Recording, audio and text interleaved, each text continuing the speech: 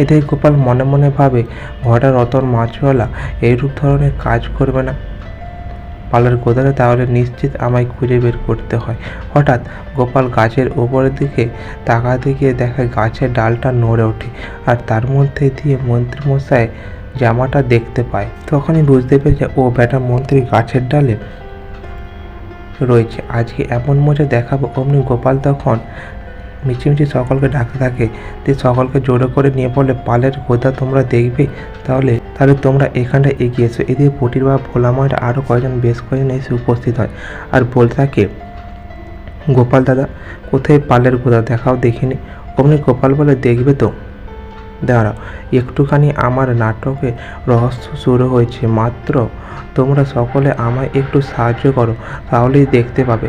অমনি ভোলা ময়রাকে বলে, ভোলা ময়রা তুমি গিয়ে রাজসভার সকলকে এমনকি রাজামশাইকে ডেকে নিয়ে আসো, বলো যে আমি ওই কদম গাছের তলায় আছি, আর সঙ্গে তুমি আসার সময় একটা মিষ্টির হাঁড়িও নিয়ে এসো।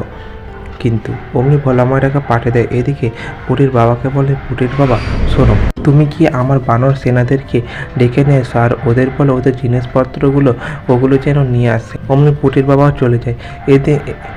এমনকি গোপালের বাজার নিয়েও যায় যে ওদেরকে আনার জন্য। তারপর গোপাল ওখান থেকে একটু সরে না ওই গাছের তলায় বসে থাকে। তারপর এক এক করে গুলটে পুটি সকলে এসে উপস্থিত।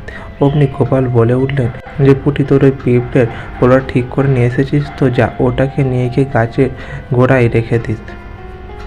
অমনি রেখে যায়। তারপর এদিকে ভোলা ময়রা রাজামশাই সকলকে নিয়ে এসে উপস্থিত। গোপাল তখন বলে, রাজামশাই এসেছেন। গোপাল তখন এর কথা শুনে রাজামশাই বলতে থাকে, কি গোপাল, কি ব্যাপার বলো তো, তুমি সকলকে এখানে গাছের তলায় ডেকে পাঠালে যে? অমনি গোপাল বললে, হবে না রাজামশাই, একটু দাঁড়ান, আসলে আপনাদের সকলকে পালের গোদাকে দেখাবো, তাই আপনাদের সকলকে ডেকে নিয়ে এলাম। এদিকে রাজামশাই বলে, ওই পিঁপড়ে মিষ্টির হাঁড়ি এগুলো দিয়ে কি করবে? গোপাল বলতে থাকে, রাজামশাই এগুলো আমার নাটকের একটা চরিত্র মাত্র, আপনি একটু দাঁড়ান, তাহলেই দেখতে পারবেন শেষ পর্যন্ত কি হচ্ছে আর কি হচ্ছে না। অমনি গোপাল বলতে থাকে, ভোলা ময়রা মিষ্টিগুলো সবাইকে দিয়ে দাও, আর সকলে মিষ্টিগুলো খেয়ে নেয়। ভোলা ময়রা মিষ্টি বের করে সকলকে দিয়ে দেয়। সকলে মিলে মিষ্টি খেয়ে নেয়। মিষ্টি খেয়ে নেওয়ার পরে বলে যে, মিষ্টির রসটা নিয়ে ওই গাছের মধ্যে পুটির বাবাকে লাগিয়ে দিতে বলে।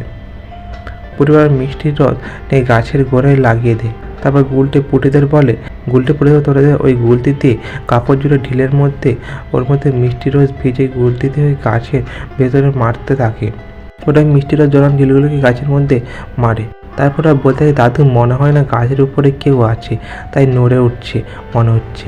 গোপাল বলে, দাঁড়া, এবার দেখতে পাবি মজাটা কেমন। তারপর গোপাল বলে, পুটি এবার পিঁপড়ের এই কৌটো ঢাকনাটা খুলে দিস। ঠিক আছে। পিঁপড়েটা তখন কৌটো থেকে বেরিয়ে গাছের উপর দিয়ে সারি সারি করে সোজা গিয়ে মন্ত্রীমশাই গায়ে উঠতে থাকে।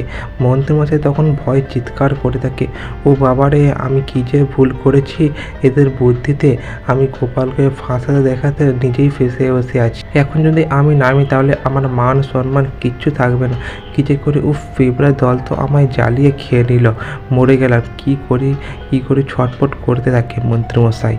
আর যন্ত্রণায় পিঁপড়াটা কামড় খেতে খেতে শেষ পর্যন্ত মন্ত্রীমশাই ওখান থেকে কাদার মধ্যে ঝাঁপ দিয়ে দেয়। কাদার মধ্যে পড়ে যেতেই রাজামশাই তো অবাক।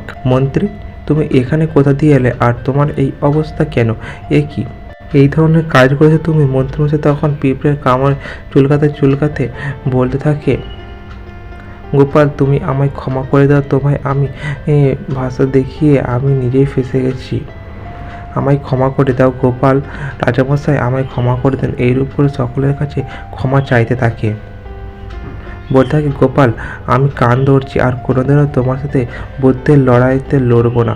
অমনি সভাকবি বলতে থাকে, ছেড়ে দে মা, প্রাণে বাঁচি আর করবে। আর মন্ত্রীমশাই এইরূপ করে যতবারই তুমি গোপালের পেছনে লাগার চেষ্টা করেছো, ততবারই তোমার আজ এই অবস্থা হয়েছে।